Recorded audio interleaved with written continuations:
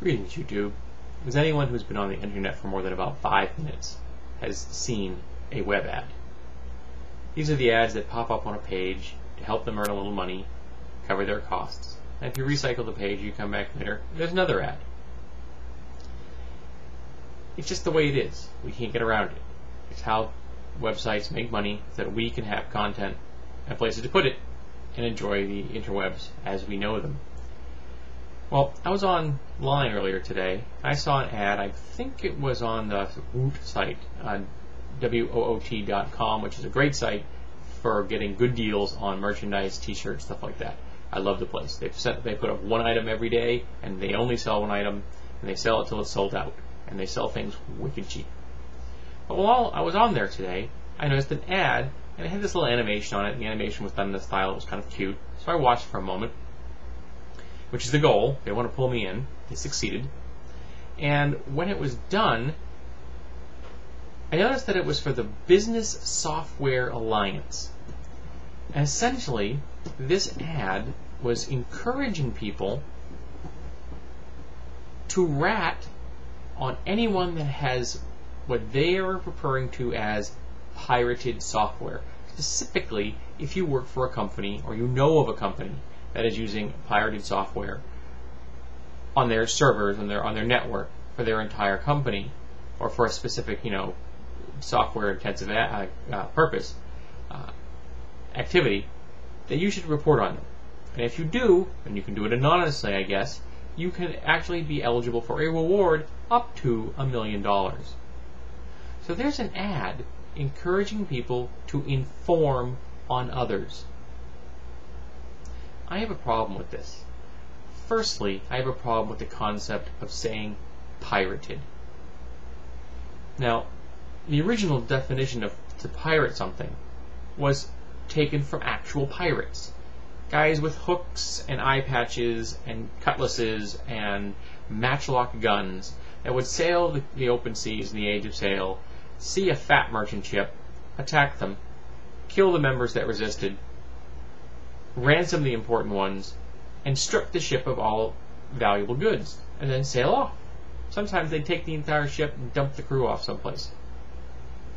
So when you were pirating something, it meant that if you had this item in your possession, highly valued by pirates the world over, and a pirate took it, it was gone. The item no longer existed. Software is not the same thing. If I were to pirate something, in the sense they're discussing, I'm making a copy of it. The proper term is bootlegging. You're bootlegging the software. They still have the software. The software does not go away. I have not removed it from their computers. I have not broken into their offices and taken it. It has just been copied by someone who is then making it available for free or for a reduced price. Hence the model and the reason for doing a bootleg. You're doing it to make a money. Or because you disagree with the concept that this software shouldn't be free, which is still questionable, I have to freely admit. Now, I don't engage in bootlegging. I don't think I have any software on my system at all. I think I may have one song that was acquired in a way that I'm not sure of how it got there by my ex-wife, but I'm not even sure that it was acquired legally by her. And it's the only song I can think of. Every other song on my computer is something that I have purchased. It's mine, and it's my right to use it for personal use as I see fit. So I don't do I don't engage in bootlegging because there is the possibility that I reduce the possible income of another company.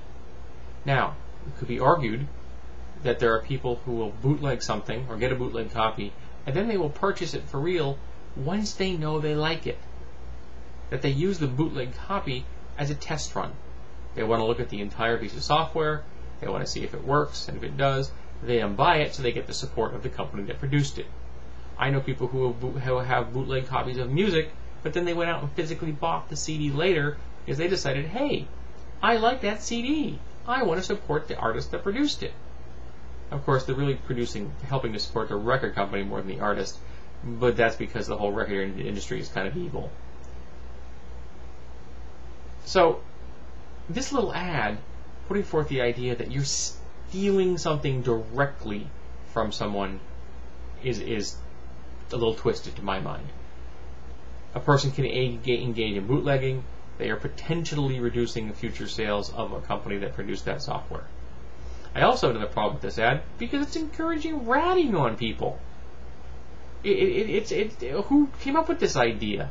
Ex-Stasi agents? Did the KGB have somebody that immigrated to the U.S. and is now working in marketing? This is just a very bad precedence to set. I mean, if you know somebody that is robbing the neighborhood, call the police. If you know somebody that is an arsonist, call the police. If you know somebody that's abusing their kid, call the police. But somebody that's engaged in bootlegging, I have a problem. I'm not going to call the police for that. I may disassociate from myself from that person. I may even disassociate myself from the business that they are involved with that is using bootleg software. But I'm not going to rat on them. I'm not going to try to get some reward.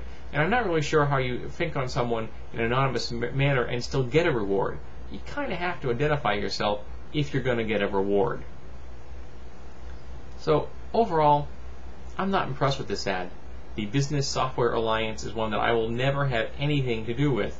And I encourage anybody who listens to this video that you may want to think about whether you want to have anything to do with them either.